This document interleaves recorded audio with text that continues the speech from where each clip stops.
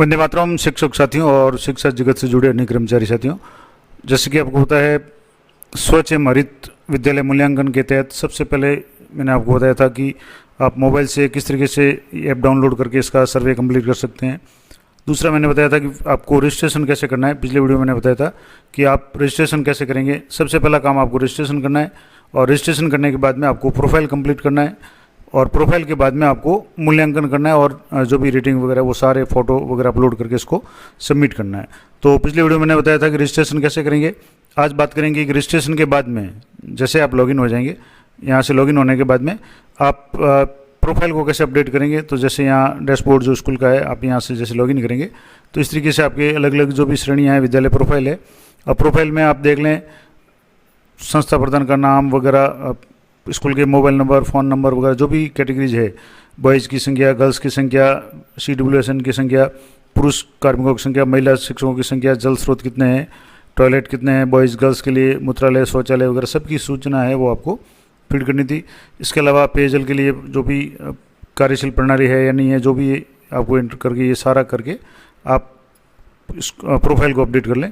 तो जैसे प्रोफाइल पूरा जैसे एक बार अपडेट हो जाएगा उसके बाद में आपको सर्वे करना है। अब सर्वे में मैंने आपको बताया था कि 6 श्रेणियां हैं जिनमें जल से संबंधित 9 प्रश्न हैं, शौचालय से संबंधित आगे के प्रश्न हैं, फिर साबुन से हाथ धोने से संबंधित प्रश्न है 6 प्रश्न हैं।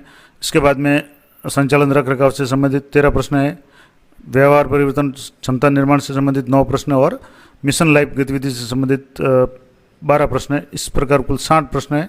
एक एक को आपको यहाँ से क्लियर करना है। हालांकि मैं जैसे पूर्ण कर चुका हूँ, लेकिन जैसे आप यहाँ शुरू करेंगे तो अब आपके जब शुरू करेंगे तो पूर्ण नहीं आएगा।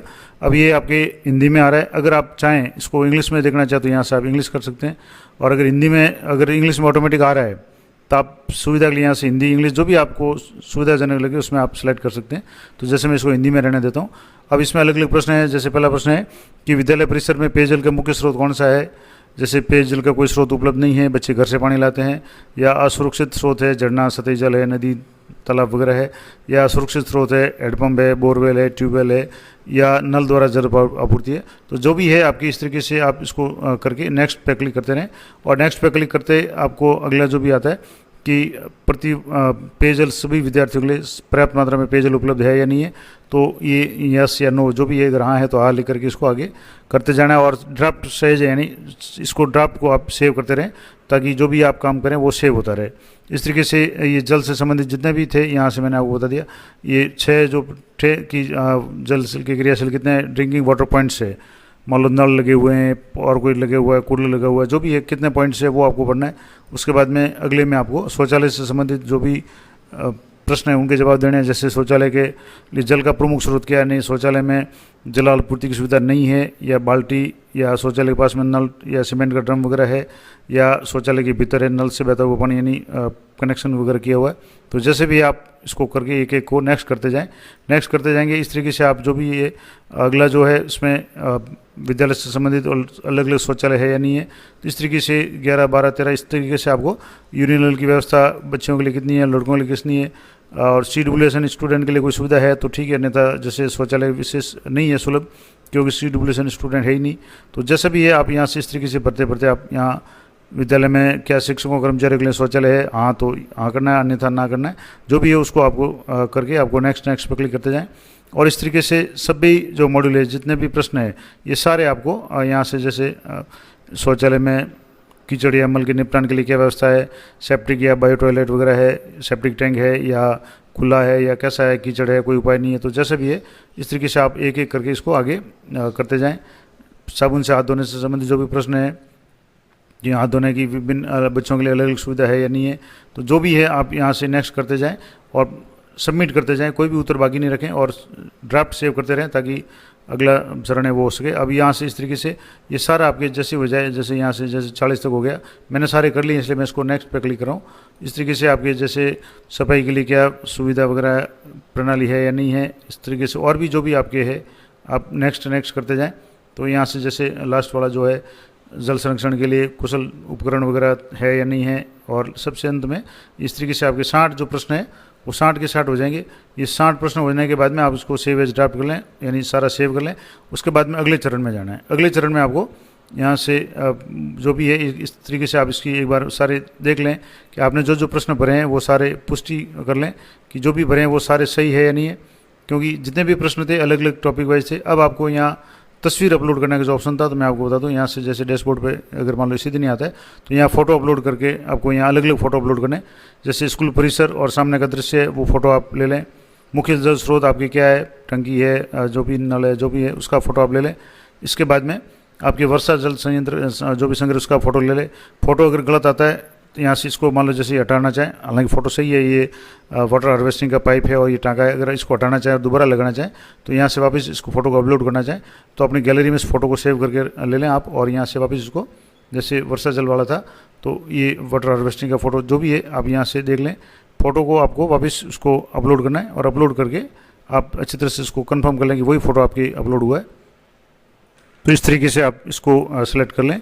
इसके अलावा जो भी आपके लागू होता हो, जैसे बॉयज़ और गर्ल्स अलग अलग टॉयलेट की दो दो फोटो आपको अपलोड करनी है, तो यहाँ से एक फ़ोटो ये है, अगला फ़ोटो आप देखना चाहते हो ये, जैसे बॉयज़ टॉयलेट है, ये गर्ल्स टॉयलेट है। इस तरीके से ये आप अच्छी तरह से सब एक बार चेक कर लें।